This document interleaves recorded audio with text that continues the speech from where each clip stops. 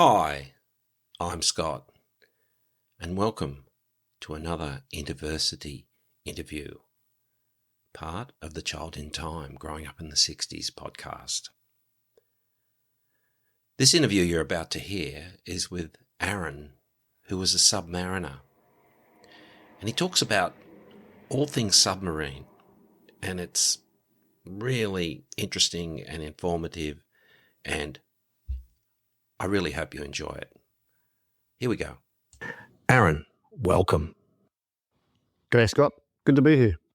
Okay, so starting at the start, to be a submariner, did you come from an aquatic background? I mean, or was it, in your family, were you all sailors, or was it just that at the local pool that you were always just diving under, swimming underwater, but that's the bit you loved? I mean, tell us a bit about your background. Well, I mean, I think it takes a curious mind to be a submariner. You know, there's a lot of people that I know who I work with who didn't come from a nautical marine background. You know, a lot of them were inland. You know, some famous submariners come from places like Cobar in the middle of New South Wales. But what it does take is someone to look at this, what is essentially a pretty nondescript apparatus floating on the water. You can see a fin sticking up and the rest of it's black and smooth. But for the most part, to the layman, it's just this thing there. And it takes a curious mind, an inquisitive mind to think, well, I want to know what's inside that. What's happening in there? You know, so that's sort of, I think you got to have that. And thinking back to when I was a kid, I was the type of kid that would pull things apart, try and put them back together again, know how they worked. And, it's one of the things that you need to be qualified as a submariner is to know how do things work. You know, you're in an environment where you are relied upon to know every part of the boat. So I think it takes a bit of curiosity, number one. And technical know-how. Yeah, and a brain that's conducive to learning it. You know, you may not have that know-how already, but, you know, some people learn in a certain way and they're wired a certain way. You gotta have that about you to know how one system interacts with another and what it's relevant for and what are its redundancies and, you know, what happens if we lose that. So I had that curious nature was always there. And then, growing up down on the south coast of Australia, New South Wales, my dad was in the Navy, but I didn't see much of him because he was often away. And then, you know, my parents divorced when I was about 8 or 9, and then off he went and did his thing. But there's times I remember doing Navy days where, as a young kid, they would take us out on the Navy ships and we'd go outside Sydney Heads. And I recall some very fun memories. You know, I must have been, 6 or 7, and we're outside Sydney Heads on a FFG, sitting on the flight deck, and the ship's rolling around, and some of the mums and kids are feeling a bit queasy, and there's some looks of concerns around. But I just remember just thinking, how good's this? You know, so, and it wasn't at that point that I was thinking submarines. It was just at that point thinking the sea, the life of the sea. You know, on the sea is, this could be for me. You know. So I know you did a few jobs, but you joined the Navy. How old were you when you joined the Navy? So I was. It was in the year I was turning 18, but I joined in the March. I was 17 and didn't turn 18 until the July. So I needed parents' permission and could not leave the base until I was 18. I was a minor under the care of the Australian government for the first 4 or 5 months of my career. Right. So just to establish, I'd imagine you just couldn't go to a Navy recruitment thing and say, just submarines, please. I mean, you have to kind of do your apprenticeship, if you like, on floating boats. That's not the term, is it? If the boat's not floating, it's a submarine. Yeah. Would that be true? So it has gone through various times throughout the Navy's recruiting process where you could go direct as a submariner.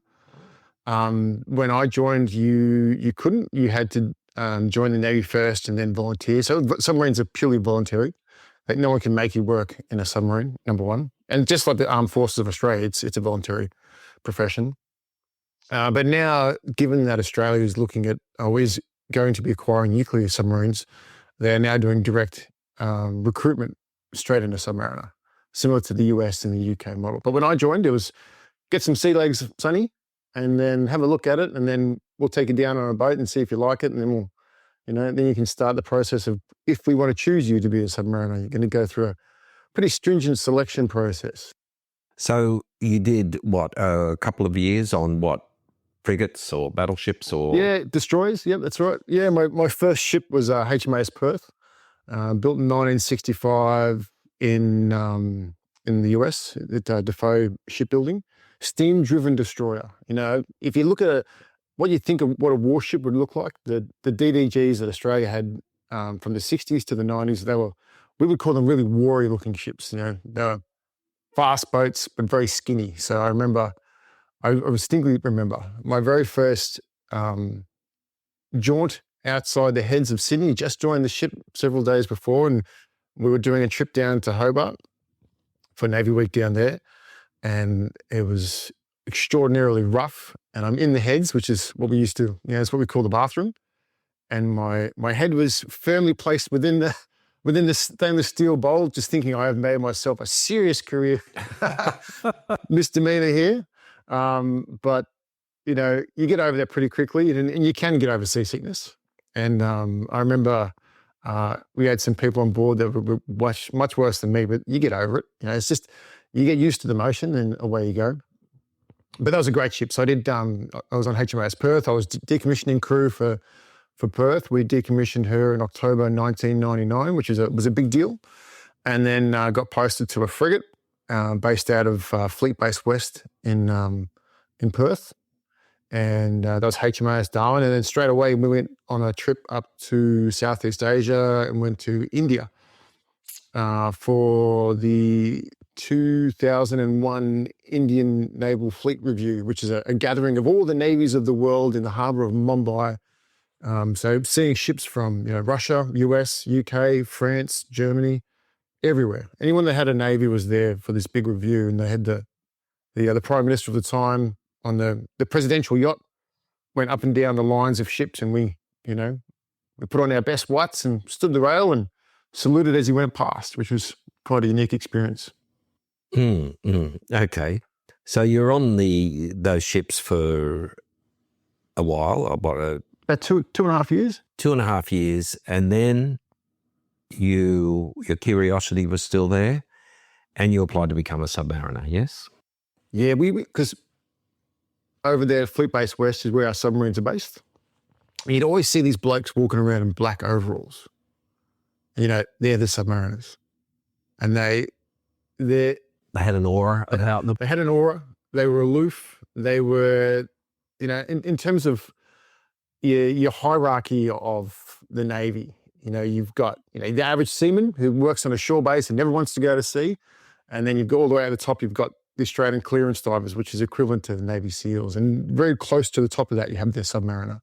And they have their own quarters, they have their own uniform, they have their own wharf, which only submarines can dock at in the Navy base. They get a lot more privileges, and they've got those special black overalls that we all loved with the golden dolphin badge on their left shoulder, on their left breast, and they got paid more. Okay. They get a lot more pay. So there was all these things started adding up for me as a young bloke, because I was only, at the time when I transferred, I was 21, 21 and a bit. Yep. Because I started my submarine training in 2002 as a 22-year-old. Right. So you don't just go down the hatch. There's they'd have to do some profiling, obviously, of people that were wanting to join this. They got to suss you out. Yeah. Elite group. Yeah. So can you tell me a bit about that process? I think it was a 120 question psych interview, which went for about, I don't know, felt like hours, but it probably went for about 2.5 hours. And you get to know yourself pretty quickly too. I mean, and rightly so, if they're going to put a human being inside a steel tube several, 100 feet deep below the ocean, you want to make sure that person is, wants to be there, number one, is stable enough to not jeopardize life and limb, and as well as a $1 billion submarine, but whilst they're down there, to be able to stay cool and calm in the event of a crisis. So, yeah, no, it's a pretty stringent process. And throughout the interview, you're answering these questions, but there's a board of people there that's just watching your reactions as well. So it's not just what you say; it's how you respond to the room. It's how you stay calm. Are you fidgeting? Are you nervous? What are you displaying outwardly that they could use and go, well, I'm sorry, but you were great on question 25, but we just don't like the way you look with your eyes. Go back to the skimmers, which is what we used to call surface ships. Skimmers. The skimmers. So we were the gazunders, and they were the skimmers, or targets. Because just overall, and I do remember at Pearl Harbor, there's a circular memorial there to all these submarines that were, destroyed, I don't know if you say sunk or whatever, Lost in action. Lost in action, yeah. But the thing which really struck home to me was that if a submarine is in trouble, it seemed to be, in this memorial, quite a few submarines that were lost in World War II, everyone perished. So that's an issue as well. And not always in wartime. I mean, there's famous things like, not so long ago, the Minsk and other submarines where it's unlike, say, a skimmer, a surface ship. I think being under attack, there'd be probably a higher rate of survival, but it seems to be pretty absolute if say a submarine sinks to the bottom or whatever. So there's that aspect as well. And obviously as serving as part of our armed forces, that you knew that there was the possibility that you could see conflict. Yeah. Well, definitely. I mean, you're right. You cannot get a better analogy if it's a sink or swim environment. You either all live or you all perish. No one is coming back from war in a submarine with a missing limb.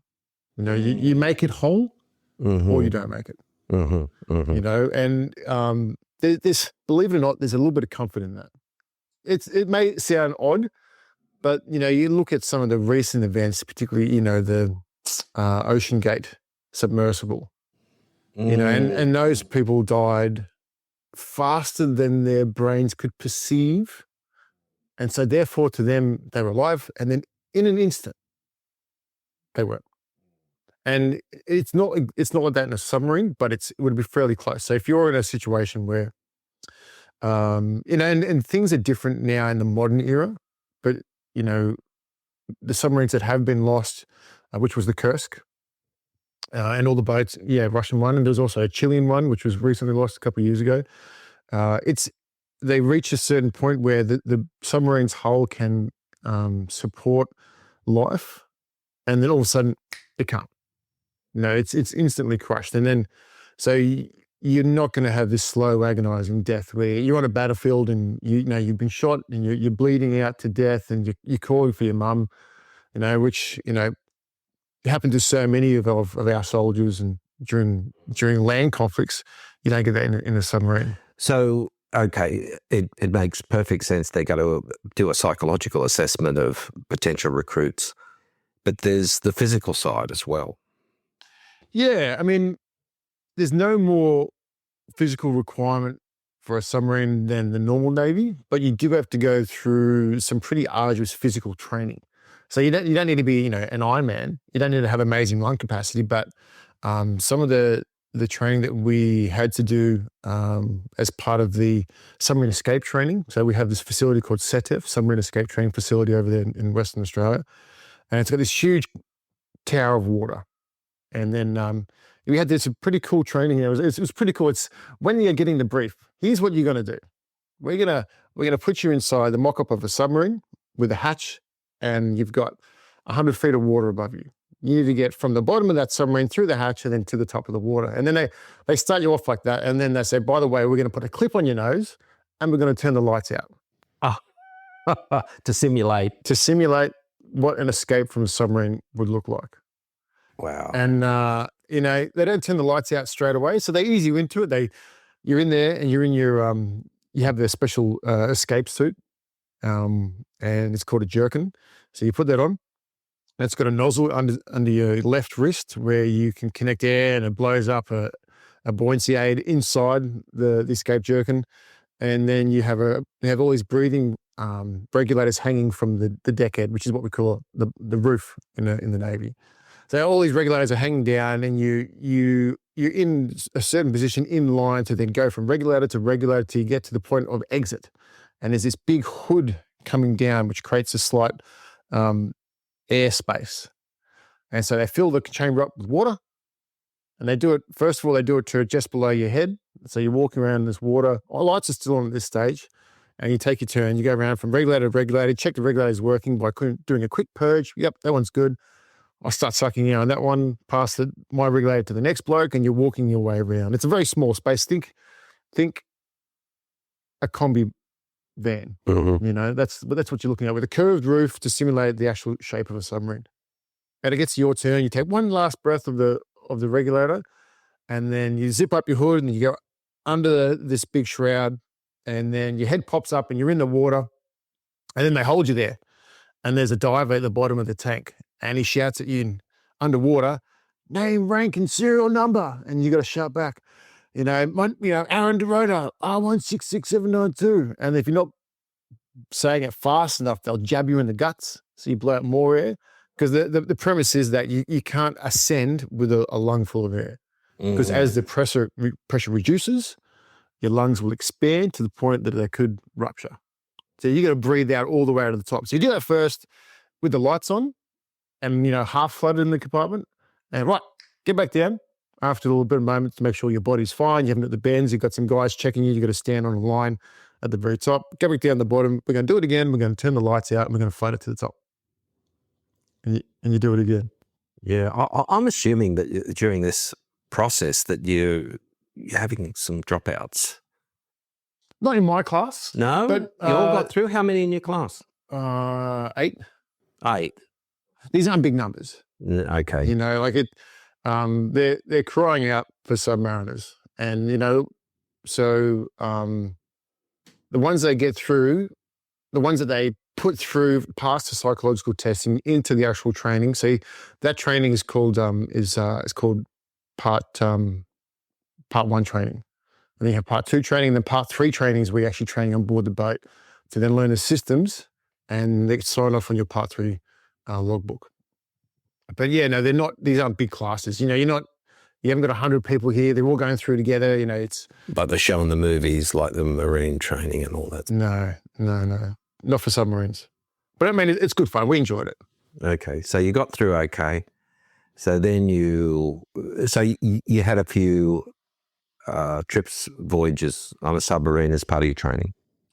Yeah. So as soon as I qualified, it's funny. I remember it was I'd gone through the land-based training. We start learning how all the systems work and how the consoles work. You then do the escape training. And then I remember it was September 11th, 2001. I was watching the events unfold on my TV inside my cabin before work started that day. And that was the day I got the call to get posted to my first submarine. Oh, wow. And it sticks vividly in my mind that the base was locked down.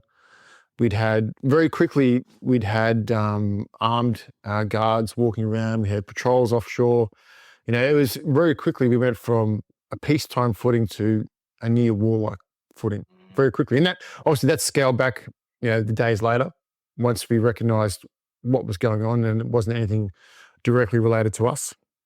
But that was the day I got the phone call. Aaron, you're on a plane. You're going over to Sydney to join your first boat there at Fleet Base East, which was pretty exciting. So at no time you didn't have any doubts about the path you were taking? I mean, I was young and naive. Yeah. I was gung-ho, a bit gung-ho? No, you can't be. You can't go into submarine training thinking you know it all. You got to have confidence in yourself to learn it. but you certainly wouldn't want to have overconfidence or false bravado I because you get suppose found out pretty quickly. I suppose I'd define that a bit more by you were single Oh yeah, and you weren't leaving little ones at home or, you know, postponing a wedding or, you know, so you had the freedom to pursue this. that's right. Yeah, and no incumbents, and you know, basically, you know, still young, had the want, the drive, so exactly what they were looking for, I guess, back then, and probably even now as well. Okay, so now let's go into the submarine. So I think that, and I've seen some depictions of the modern submarines where you seem to be able to walk down an aisle. They look to be quite, well, I wouldn't say spacious, but I think overwhelmingly the impression most people get is of a claustrophobic environment where there's barely any room. I remember seeing one doco once, and it was a Submariner, and he went to his locker, if you call it that, which was sort of like as big as a bread box kind of thing, you know.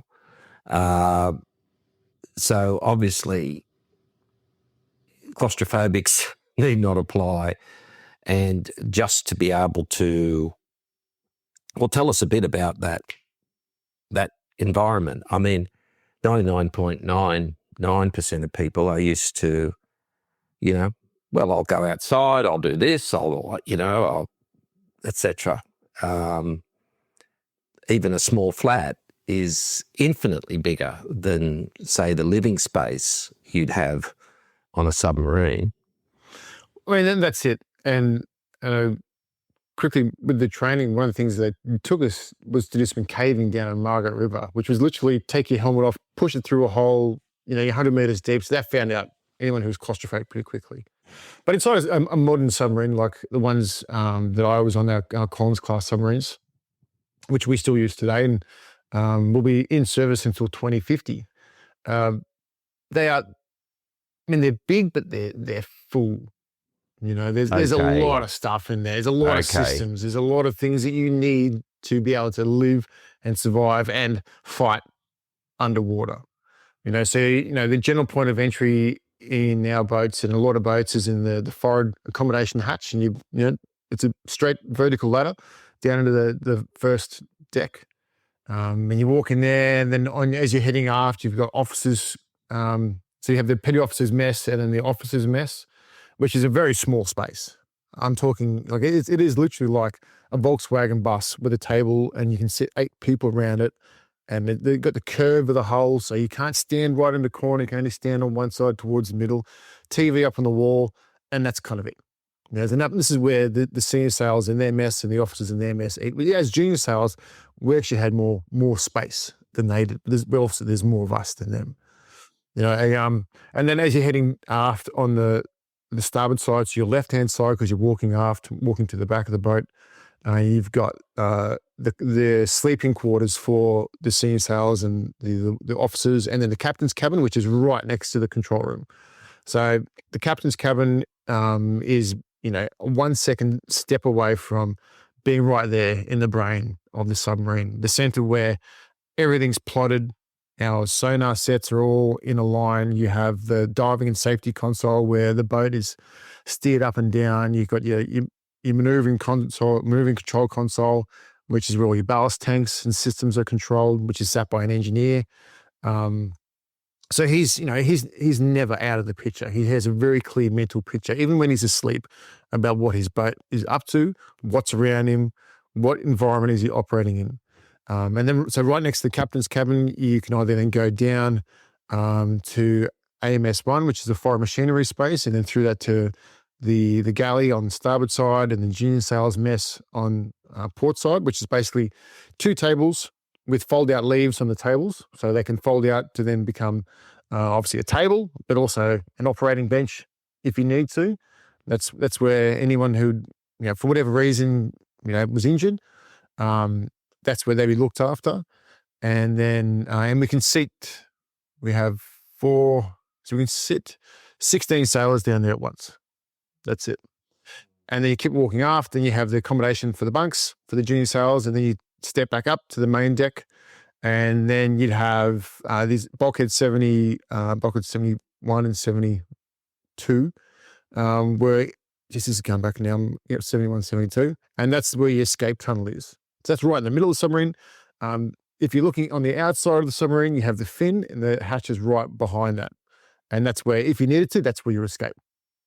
And then behind that, you've got your big engine room, these big V18 diesels, these 3 diesels which supply power to the submarine, because they're diesel electric submarines, which means that there's no direct link to the motor itself. Yeah, I think, thanks for taking us through a Collins class sub, but I suppose as a layperson, a non-sailor, you think, if I was on a submarine, I'd be thinking, oh, I'm in this skinny tube, there's not much room, and it's all, I can't see the sun, et cetera, et cetera. Little pipes and dials and gauges, yes. and there's I think we've all screens seen everywhere. movies and stuff like that.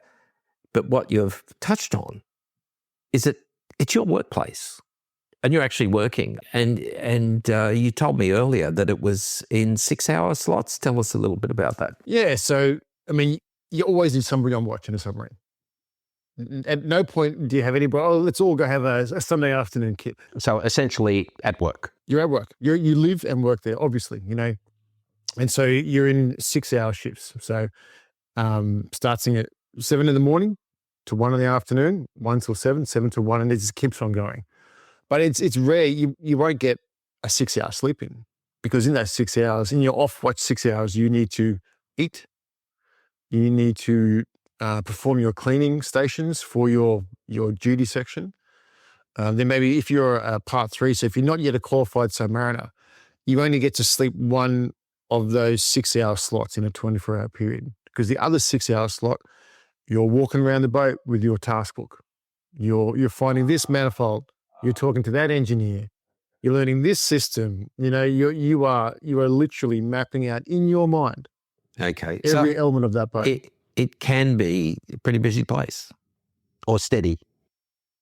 No, it never had the impression of it was never, I wouldn't, no, because you've only got half the crew working at a time, right? So you got 55 people, you got 27 people working a submarine. Right. Thereabouts. The only time it ever got busy was when we had the green team on board. And the green team were the specialist sailors within the Navy who come on board to assess your ability to perform your job. So there's an outside group. They'd come in and you'd have they're designated, 2-3 week period, and they'd stay on board and they would put scenario after scenario at you, and you had to deal with it. So, it could be an attack scenario, it could be hydraulic malfunction, it could be fire, it could be, an atomized gas, it could be, anything, chemicals. So then when they come on board, because there'd be 12 of them, and they bring all their kit and they'd be setting off flares and bombs and smoke grenades, and then it gets quite busy, because you're in a situation where you need to respond and put your kit on, where you're breathing apparatus and go pretend you're putting out a fire. We used to do one of these funny training moments where you'd have what's called anxious man. Anxious man. Tell us about that. So picture it. You've already gone through this screening. Most people that are, everyone who's there in a submarine wants to be there, but at some time, people can snap, and we train for that scenario where someone just no longer wants to be there, and they're thinking, how do I get out of this place? And the one, it's a pretty hard thing to do. I mean, you're in a submarine. You can't just, as you said, you can't just open the door up. You know what? I'm just going to take a fiver, guys. I'm just going to I'm just going to have a ciggy on the uppers. You can't go do that. But if you're in a moment, and we've all seen somebody in a panic mode, they don't have complete control of their faculties, and so we used to practice this scenario where we have one of the sailors who would pretend to have lost his mind, as funny as that may seem, and then try and get to the... So this was a designated person, but you didn't know who it was going to be? Didn't know who it was going to be. Yeah. But you knew it was a drill? You knew it was a drill. Okay. Yeah. Right. But you weren't told in advance we're going to do an anxious man drill, but in the back of your head at some point you're going to get one. Right. And somebody would get the tap and, go anxious man. And I never got the tap, but apparently it's a pretty fun thing to do because then, you obviously you don't physically execute any of the things you would do as an anxious man. You're not going to the console and try and flip switches and stuff, but you have to simulate that. But so anyway, so the scenario is anxious man. So all of a sudden somebody starts going crazy. And they're trying to get through the control room and they're trying to get through the console to flip these 4 emergency ballast blowing toggles, which put high pressure air into the ballast tanks, which immediately makes the submarine buoyant and wants the submarine to rise to the surface. So these are emergency blowing ballast tanks. Only for emergencies. We have other systems that we use to control the ballast and the trim of the boat. This is purely emergency use. And so this is what this man's trying to do. And then he's trying to get to the console, and then also everyone sees this guy. He's losing his mind. And then the protocol, the SOP, the standard operating procedure is to literally crash tackle them. So you say, anxious man, and then everybody just jumps on the anxious man. Because if he does get to a console and he starts flicking switches, and if he's not aware of what he's doing, he could, he puts the whole boat in jeopardy. So although it sounds like it's a bit of fun, you're training for a real scenario so that if it does happen, you know what to do. You know the next 1, 2, 3 steps to mitigate that risk. So we used to do that, which is pretty fun. That was the green team's job. And what about, I'm just thinking, you're in close proximity with all the fellow submariners and all that. I mean, I'm just thinking in terms of, you wouldn't be very popular if, say, you had an incredible fondness for garlic, or, you just forgetting to shower. I mean, how does that work? Is it, or just everyone's a bit sort of dirty and sweaty, and that's the image you get from media, that particularly the engine, that it's that greasy, messy. Yeah, that's the captain, of course, is always immaculate. So how does that work? You just get used to it. No, but it makes for good Hollywood, when you got a dirty engine room. But I mean, the reality is everything's painted white so you can see mess. So the space is clean. You clean it every day, but you can't control the smells. Right. And there's been many a time when we pull up after weeks at sea, and we pull up to a dock. We're doing a Navy day down in Melbourne, say, and then you open the boat up for visitors, and and it's been and we've aired it out, and it's been cleaned. It's cleaned every day, even when you're down deep. So it's not a messy place by any stretch of the imagination. And all the rag is a hazard. But there's battery acid.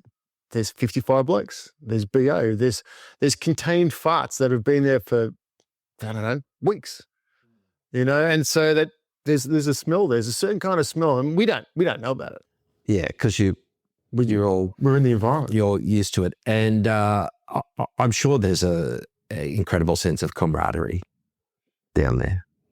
Yeah, no, you'll never have mates like you got Submariner mates. And it'd be, I've thought about this, and I think it'd be really similar to the blokes in the trenches.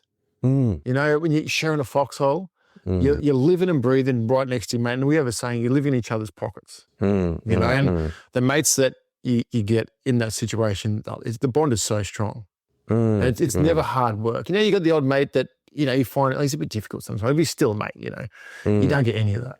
It's just everybody is a good mate, the best of mates. And then it's actually after the Navy, I didn't find it difficult, but I found it interesting that the friendships you make outside of it are nowhere near as strong.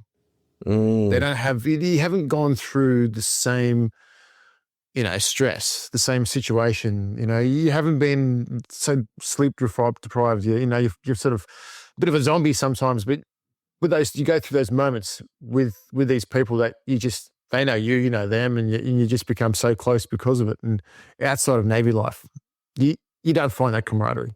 I think there's parallels there with police, with fireys, with nurses, submariners, many professions where it's only if there's one of your colleagues who knows what it's like, and even though you're quite articulately explaining all this, it can never replicate.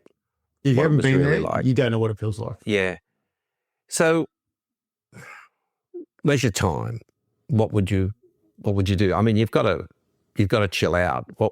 And I suppose your options underwater would be reasonably limited. So I'm thinking, you could read. Yep, reading. Play some cards.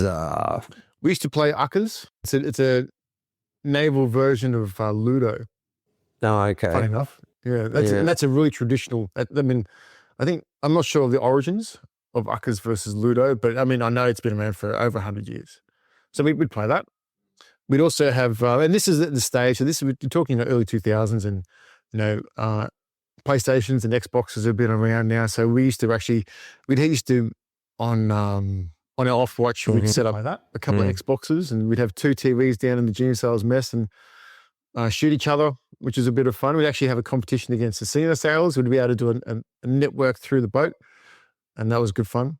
On Saturday night, we used to say Saturday night was a big night on the boat. There's not a lot to look forward to. Well, you'd make it a Saturday night because there's no day and night. It's all the constant. I mean, the time of day, of course. You don't lose complete track of the situation at all, but you know what's going on. But on Saturday night, we used to do pizza night. To the cooks who always make a bunch of pizzas, which was really good. And we'd play, we used to call it tombola, but it's basically playing bingo throughout the boat. And so there'd be someone in the control room they're calling out the numbers. And then you jump on the mic, if you're in the junior sales mess, you're like, bingo. And then obviously you're not doing this in an environment where noise is going to be an issue. But, we used to do that. That was good fun. And, and then the whole rhyming slang had come out. So if it was, and it may be a bit crude, but we're a bunch of blokes, but, Yeah. 88 and so on. Yeah, sailors. So we're sailors. And More like sailors. Yeah. So, I mean, it was a good laugh. And it was a way to recognise another week had passed. So, alcohol? None. Absolutely none? Absolutely none. Okay. Surface ships, we used to say you're allowed two beers per man per day, perhaps. Okay. Yeah. Submarines, not a drop. Okay. Smoking? Yes. Really? In the engine room, yeah. Okay. Yeah, you ask permission. So you're at before you're in the engine room, you call up the console there, and permission for one to come aft. Yeah, okay, come aft, and you can stand there and have a cigarette between the engines. Yeah. I remember one of our captains smoked like a chimney. He was always back there. Yeah. And when the boat's on the surface, you could go inside the fin and have one. And I feel sorry for the officers of the watch. If they're up there, they don't smoke. All this smoke is wafting up to them. But, it was a bit bigger then, not so much as now. Did you ever get bored down there? Particularly when you're underwater for weeks on end? Yeah, no, yeah. I mean, the longest we did, by the end of it, we're all like, all right, let's get this done now. Yeah. We're all ready to come back up. So when you went down, did you know always how long you're going to be down? Yeah, because we're down for a certain amount of time. And okay, so you could mentally set yourself. Yeah. The cooks had a countdown days to go outside the galley, and someone wiped it off saying, "Oh, we don't want to look at that," because it started off with like a pretty big number. Was the food okay, or got a bit samey? No, it was good. Yeah. No, in submarines they look after you. Right. They got to look after these blokes because they're putting them away from home and family and in a stressful environment. If something goes wrong, you're not gonna live. So whilst you're down there, let's make sure they get looked after. So we used to get, with some really good steaks. The food was varied. It wasn't the same thing each day per week. We had a pretty big freezer, a pretty big fridge. Obviously, your fresh food would run out, and then you rely upon your frozen and your dried foods. But when the submarine's operating, only for like a week at a time outside its main base, we would have prawns and lobsters, and they looked after us. Through the media and films, Does Boat, The Hunt Great for Red. movie, the best submarine movie ever. Okay, Das Boot. Okay, all right, that's strong strong recommendation from someone who the Hunt for Red October. No, Nah, that's a thumbs down. that's a thumbs But down. anyway, that is in a war situation. But you never went to war. So was it war games or Yeah. what are you doing most of the time? That's it. Yeah. Yeah? Yeah. So you're preparing for war. That's your job. Yeah. Yeah. So a submarine is a truly offensive weapon. We have what's called the Australian Defence Force. And for the most part, we're here to defend our sovereign territory. A submarine is designed to take war to your enemies. So that's what we're training for. You're there to then not just stick in your own waters. You are there. You think about what the US submarines did in World War II out of Darwin, Brisbane, and Perth. They took the fight to the Japanese. They didn't wait for the Japanese to come to them. It was go to Japan, sit off their major bases, sink their ships. Disable their ability to make war through reducing either personnel or material. And that's what a submarine does. So that was our job, to train for that scenario. So we'd train with other navies, the Australian Navy. We'd train against warships, against aircraft, to be able to take that fight to the enemy. That's what we did. And there's a lot of it. That's what we did to stay current. I mean, you can't just do it for a little bit each year. Here's our 4 weeks of training, boys, and then we're done for 48 weeks. It's constant. That's what you do. Did you do, say, war scenarios with other allies? Yeah, that's who you train against. Yeah. Oh, okay. Yeah. Okay. Yeah. So you have games, and you're pitted against a task force, and the task force is made up of British or Canadian, French, American ships. Right. And then you're given a scenario and in an operating environment to stay within, and here's your orders. Right. Go wreak havoc in there. And then you would simulate attacks by... So you'd pretend to think, well, we blew up your ship. Yeah, and then we would launch flares to let them, you've been sunk, put up a flare, and then they would But they could sink you too. They can, yeah. And so at the end of the war... Were you ever sunk, pretend? Not that I'm aware of. No, not that I'm aware of. But they at the command level, then they do a debrief on how the exercise went. That's interesting. I mean, there's been so many incidents like, say, emergency landing with planes and whatnot, where people just say, well, this is what I was trying to do. So that if, heaven forbid, you had gone to war, that you'd be able to say, well, this is what we've trained for. This is what we're doing. Yeah. Yeah.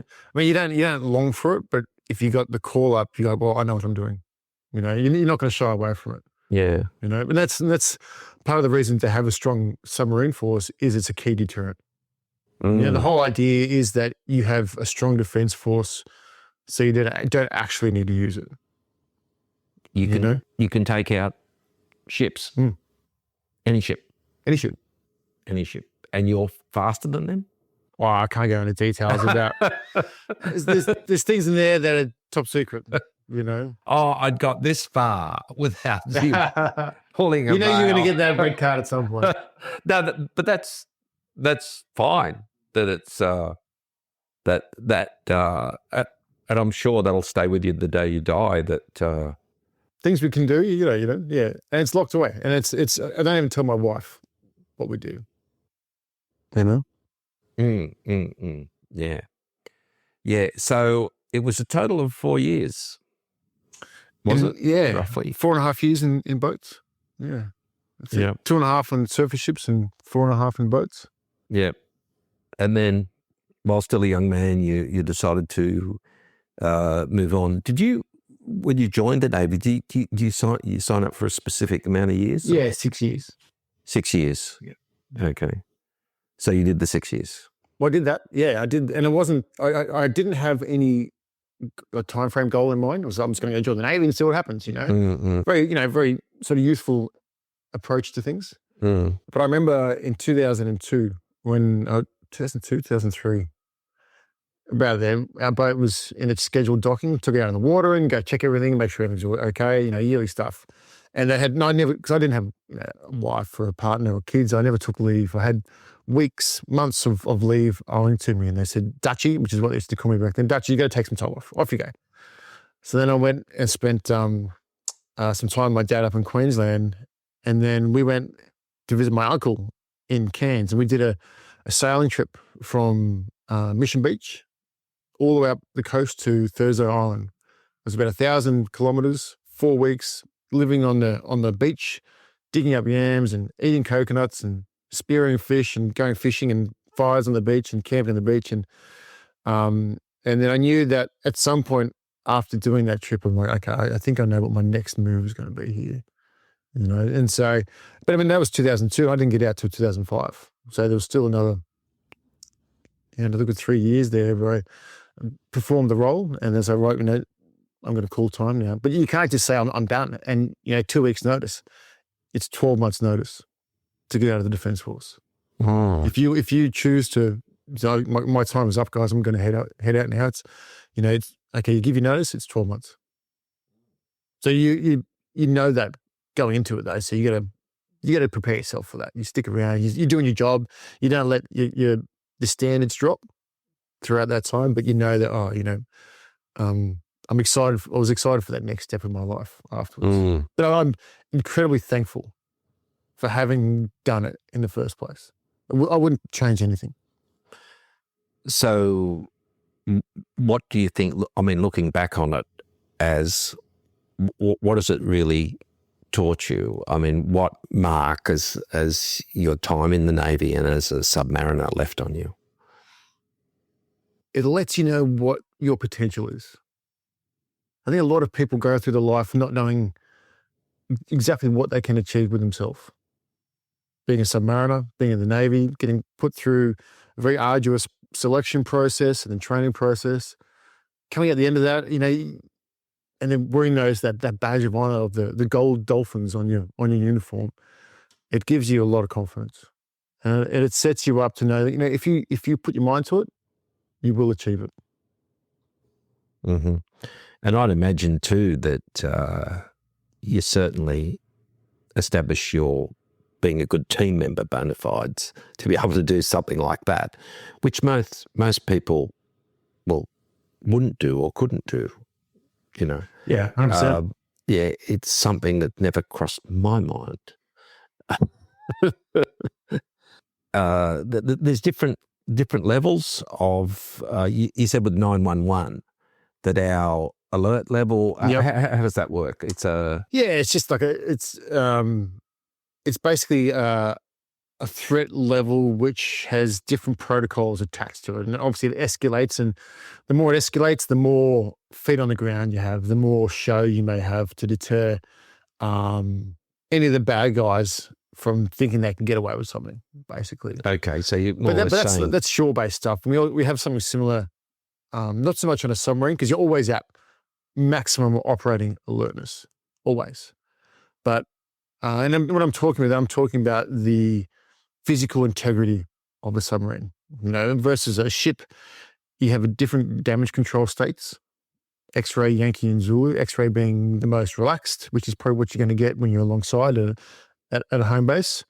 You then have Yankee, which is what you're normally at sea. So certain doors are always shut. You can go through them, but they must be shut afterwards to maintain watertight integrity. And then you have Zulu, which is everything's shut, everything's locked up. You're either, you're right in the middle of a fire drill, you're launching weapons, you're at war, you're being attacked yourself, you're buttoning up the ship, basically. Mm. So you need to have those levels of physical security of the vessel. And then you have, for me, you got the physical security, then you have the team security as well. So are we all on watch, half the ship on watch, or is it just, it's just standard crew at the moment, and those who are off watch are off watch? I remember one time on HMAS Perth, that destroyer that was first posted on, we were transiting the South China Sea, and we immediately went to damage control, state 1 condition Zulu, which is, as tight as a situation as you can be, because we had the ship that we were sailing in company with, a big oiler used to supply fuel and supplies for us. We'd steam alongside. We'd throw lines over. They'd give us fuel and launch helicopters and give us food.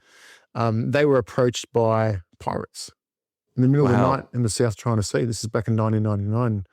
And we were given the call to come back. And they were stemming behind us quite some way. And we were given the call to pour on the coal and put on the floodlights. And this is a big destroyer with big 5-inch guns, forward and aft, machine guns, missile launchers. As I said, a very warlike looking ship. A seaman would shed a tear for these boats. They were really popular. And so we turned around 35 knots and just put our floodlights on, and very quickly that target dispersed very quickly. So, and then another time we went to that damage control state 1 condition Zulu tied up alongside in Vietnam, because we're in the Mekong River, and a rice barge hit our ship.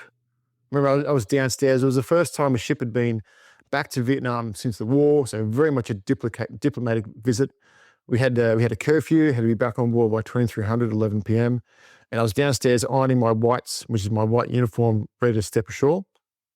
And then all of a sudden, the ship lurches, and we've got collision alarms going off, and we're shutting all red marked hatches, and we get up on deck to see what's going on with fenders, and then we just glimpse this massive rice barge sinking after colliding with us and putting a severe ding in our port bow. And then the Mekong just goes white with all this rice, which is then flooding the river. And the poor guys, they live on these boats. And so that's their home.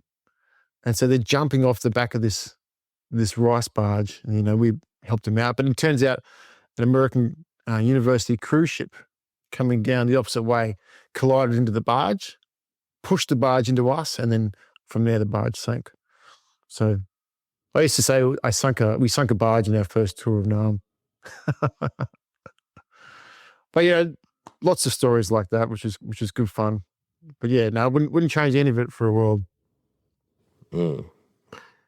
Well, Aaron, look, it's been absolutely fascinating talking to you about a world that most people, by far the majority of people, they only know it through the distorted lens of Hollywood, etc. And what can I say? Thank you for speaking to me today, and thank you for your service. Thanks, Scott. And if any of your viewers get a chance, definitely get down. Listeners. And your listeners get a chance, get down to the Maritime Museum in Sydney, and they can tour one of our older generation of submarines, but still gives them a great insight into what it would be like. But thanks, Scott. It's been a pleasure.